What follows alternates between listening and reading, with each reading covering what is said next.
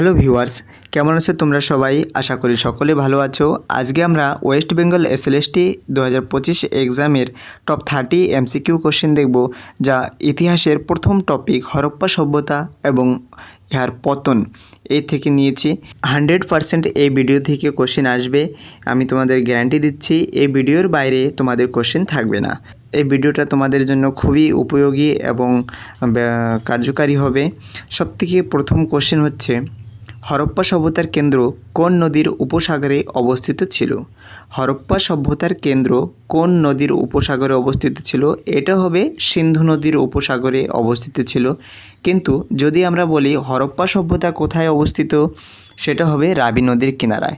মহেঞ্জোদারো সিন্ধু নদীর কিনারায়, চনহুদারো সিন্ধু নদীর কিনারায়, রাখিগড়ি ঘাগ্গর আর হাকরা নদীর কিনারায়, আর কালীবঙ্গন ঘাগ্গর আর হাকরা নদীর কিনারায় অবস্থিত।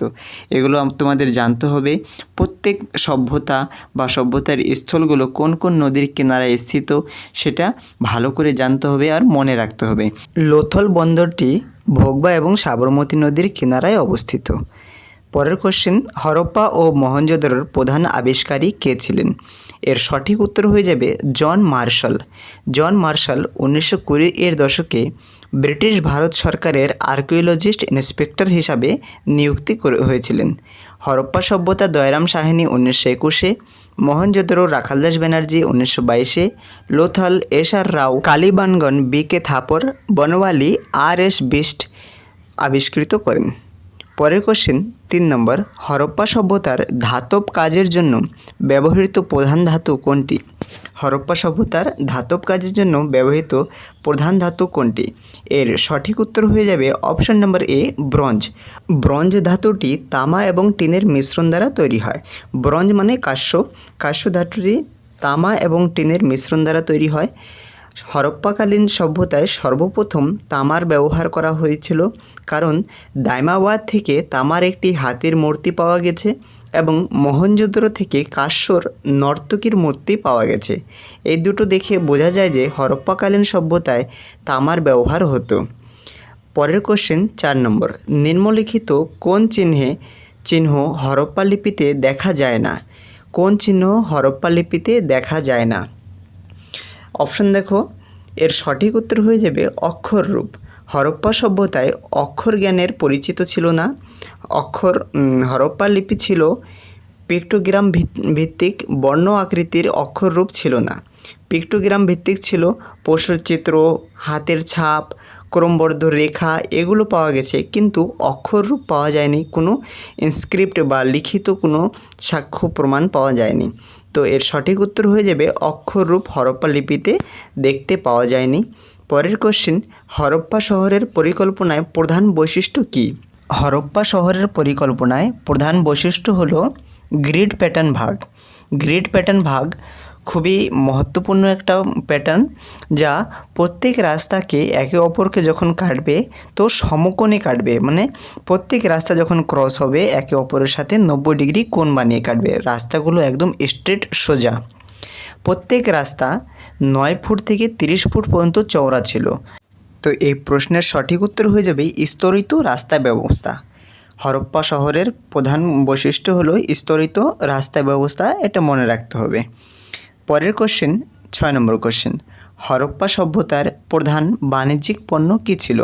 হরপ্পা সভ্যতার প্রধান বাণিজ্যিক পণ্য ছিল কি?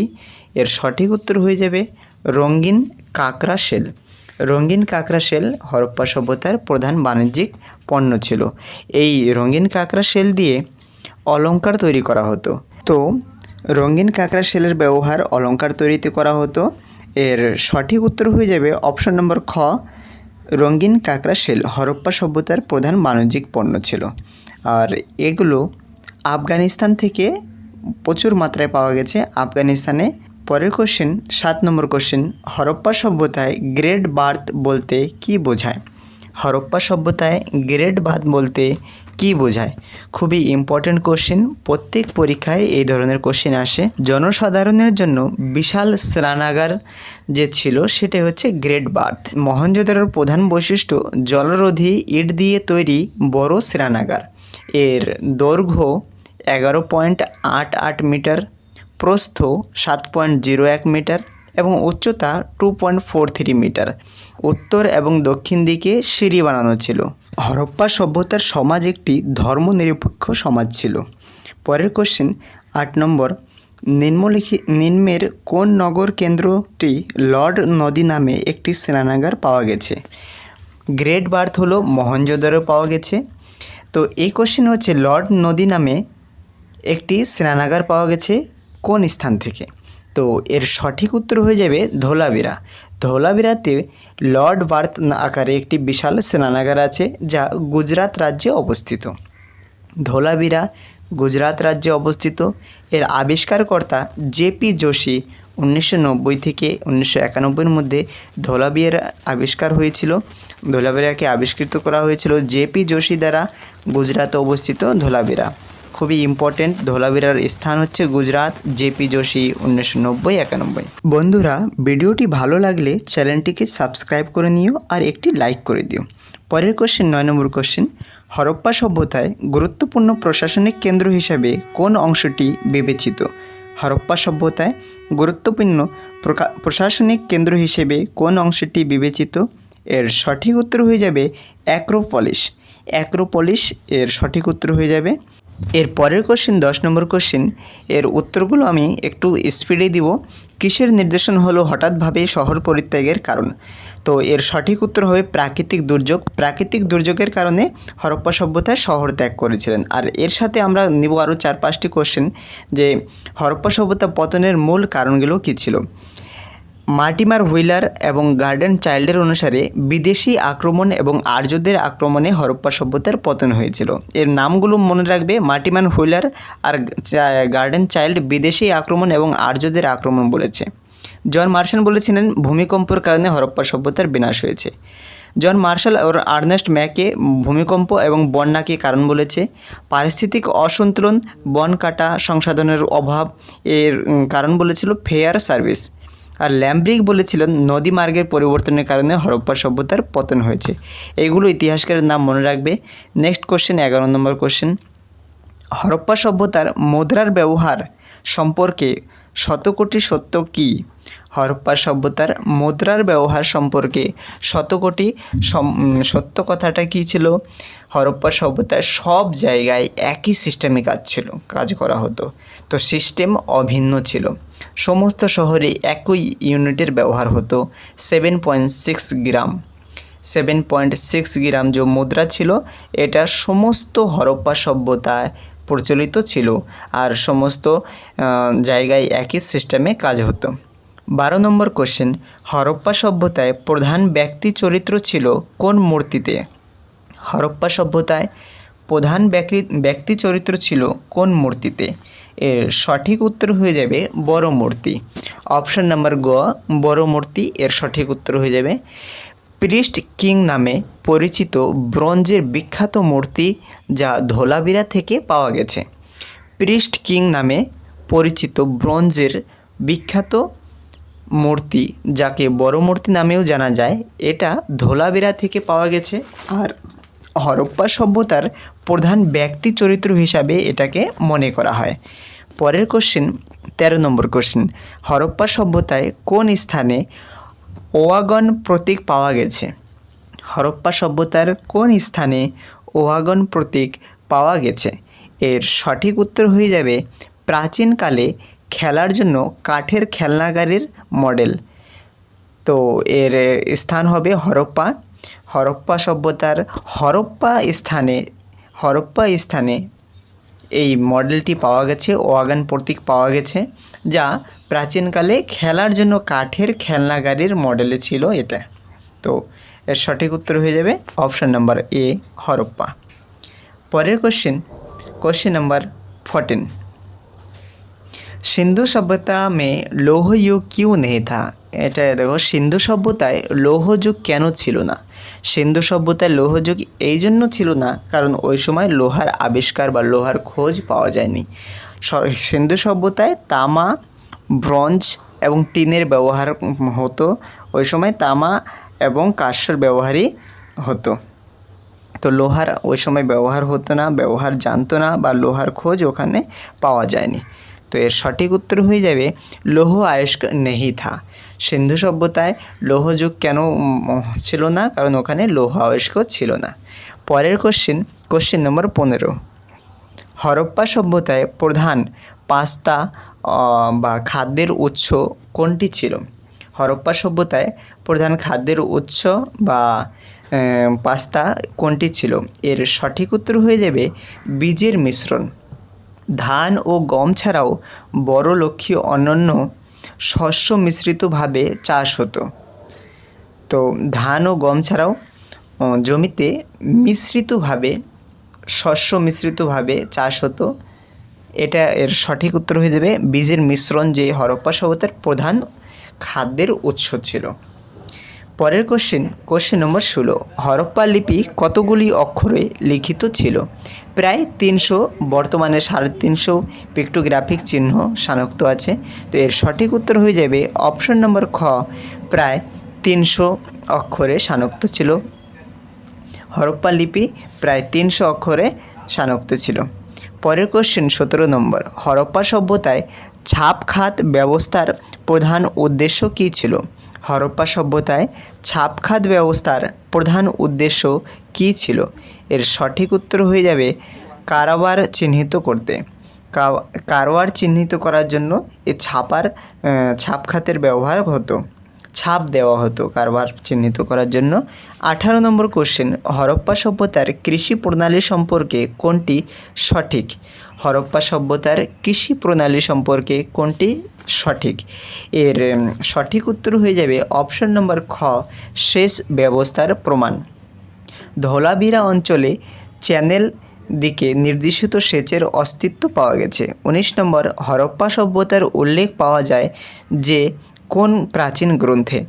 হরপ্পা সভ্যতায় যে গ্রন্থে পাওয়া যায় উল্লেখ, তার নাম হচ্ছে মহাভারত। অপশন নম্বর গ, সিন্ধু বিন্দু বা হরিতা নদীর উল্লেখ এই মহাভারতে করা হয়েছে। এ থেকে বোঝা যায় হরপ্পা সভ্যতা অস্তিত্বে ছিল। 20 নম্বর কোশ্চেন। হরপ্পা সভ্যতার পতনের পর কোন যুগ শুরু হয়? হরপ্পা সভ্যতার পতনের পর মধ্যবর্তী যুগ শুরু হয়, যার প্রায় 2500 BC, 2500 খ্রিস্টপূর্বর পর মাঝবর্তী যুগ শুরু হয়। এটাকে মধ্যবর্তী যুগ বলা হয় 2500 খ্রিস্টপূর্বর পরে। 21 নম্বর কোশ্চেন। হরপ্পার কোন শহরটিকে সুইট অ্যাসেস্ট হিসেবে অভিহিত করা হয়েছে? সুইট অ্যাসেস্ট হিসাবে অভিহিত করা হয়েছে। এর সঠিক উত্তর হয়ে যাবে ধোলাভিরা। উন্নত জলব্যবস্থা এবং পরিকল্পনা দেখে এই উপমা দেওয়া হয়েছিল। ধোলাভিরাকে সুইট এস্টেট হিসেবে উপনাম দেওয়া হয়েছিল, সুইট এস্টেট। 22 নম্বর। হরপ্পা সভ্যতার কোটে কয়টি প্রধান স্তর আছে? হরপ্পা সভ্যতার কোটে কয়টি প্রধান স্তর আছে? তো এটা উত্তর হয়ে যাবে 2টি, উপরের শহর এবং নিচের শহর। 2টি স্তরে ভাগ করা ছিল হরপ্পা সভ্যতা, উপরের শহর এবং নিচের শহর। 23 নম্বর কোশ্চেন। হরপ্পা সভ্যতার সবচেয়ে বড় শহর কোনটি ছিল? এর সঠিক উত্তর হবে মহেঞ্জোদড়ো। আয়তন এবং জনসংখ্যায় সবচেয়ে বেশি ছিল মহেঞ্জোদড়ো। মহেঞ্জোদড়ো হরপ্পা সভ্যতার সবচেয়ে বড় শহর ছিল, এটা মনে রাখতে হবে। 24 নম্বর। হরপ্পা সভ্যতার নগর গড়ায় কত মিটার প্রশস্ত রাস্তা দেখা যায়? হরপ্পা সভ্যতায় নগর গড়ায় কত মিটার প্রশস্ত রাস্তা দেখা যায়? এর সঠিক উত্তর হয়ে যাবে 10 থেকে 12 মিটারের চওড়া রাস্তা দেখা যায়।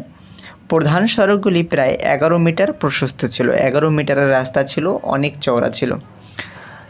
25 নম্বর কোশ্চেন। হরপ্পা সভ্যতার স্বাক্ষরলিপি কোন দিক থেকে লেখা হতো? হরপ্পা সভ্যতার লোক আমরা যেমন এখন বাঁ দিক থেকে ডান দিকে যাই, ওই সময় উল্টো ছিল, ডান দিক থেকে বাম দিকে যেত।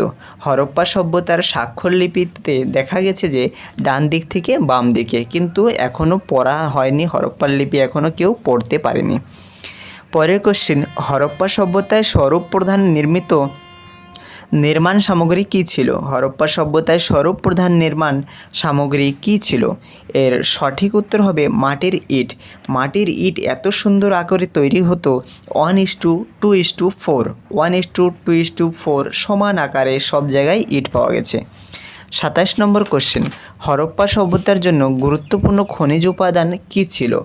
হরপ্পা সভ্যতার জন্য গুরুত্বপূর্ণ খনিজ উপাদান কী ছিল? এর সঠিক উত্তর হয়ে যাবে অপশন খ, কার্নেলিয়ান। কার্নেলিয়ানের ব্যবহার মণি ও অলঙ্কারের জন্য করা হতো। হরপ্পা সভ্যতায় প্রধান খনিজ হলো কার্নেলিয়ান, যার ব্যবহার অলঙ্কারে করা হতো। পরের কোশ্চেন, হরপ্পা সভ্যতার শিল্পকর্মে প্রধান স্তূপিত চরিত্র কী ছিল?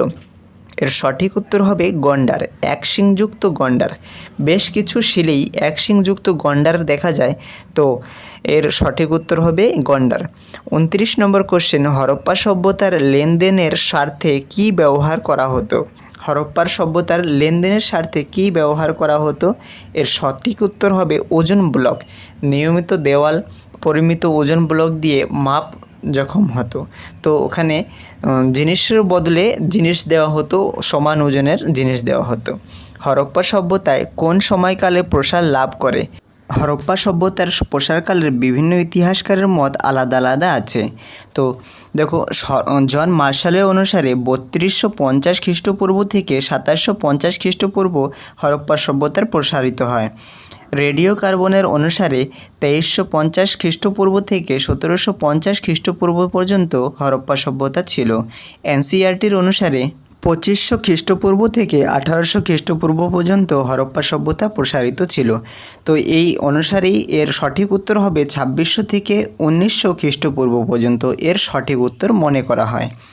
এনসিইআরটিতে সবথেকে বেশি ভরসা রাখতে হবে। এই ছিল আমাদের top 30 MCQ question Indus valley সিভিলাইজেশনের সম্বন্ধে। ভিডিওটি শেষ পর্যন্ত দেখার জন্য অনেক অনেক ধন্যবাদ। থ্যাংক ইউ দোস্ত। এরপরে আমরা দেখব বৈদিক সভ্যতার সম্বন্ধে টপ 30 एमसीक्यू क्वेश्चन एवं डिटेल्स। थैंक यू दोस्तों, जय हिंद। मिलते हैं नेक्स्ट वीडियो में।